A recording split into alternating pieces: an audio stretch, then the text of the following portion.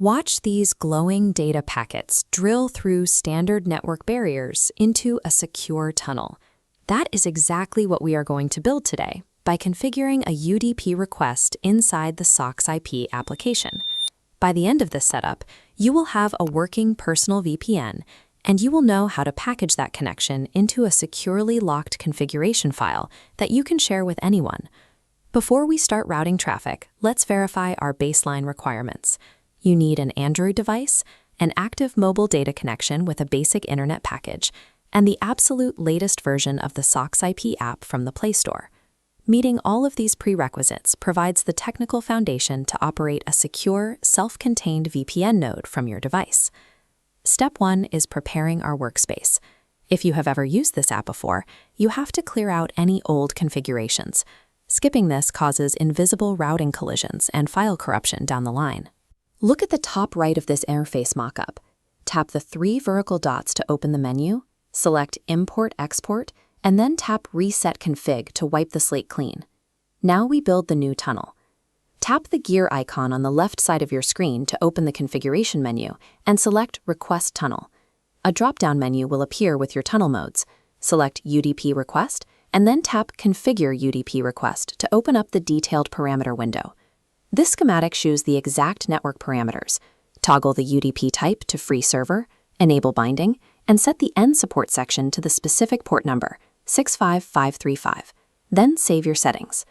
Locking in that specific 65535 port assignment is non-negotiable. It is the exact frequency your device needs to communicate with external servers. With the local parameter set, we need a destination. Tap the crown icon at the top right to load the server list, and pick your preferred routing location. As you can see on this wireframe, accessing a free server requires paying a toll, a 30-second advertisement. Keep your hands off the main screen so you don't trigger the ad payload, and wait strictly for the tiny X or skip button to appear in the corner. Close the ad, head back to your main interface, and tap the Start button. You might hit a second advertisement here. Just wait it out and skip it exactly as before. Now we test the connection. Open your mobile browser and navigate to a data-heavy website to see if it loads. If the page populates, you have your proof of concept. The UDP packets are actively masking and routing your traffic through the encrypted tunnel.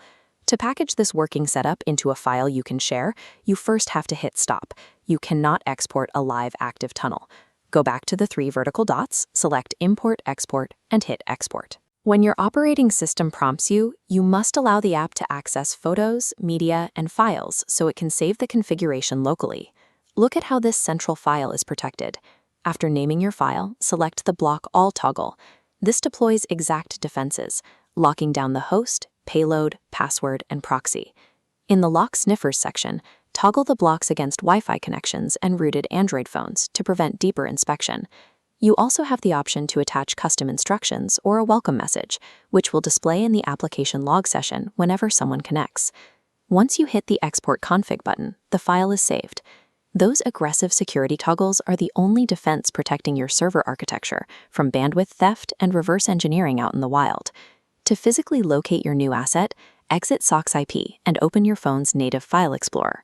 From there, select your internal storage directory. Scroll through your folders until you find the specific directory labeled SocksIP. Inside, you will see your newly minted configuration file.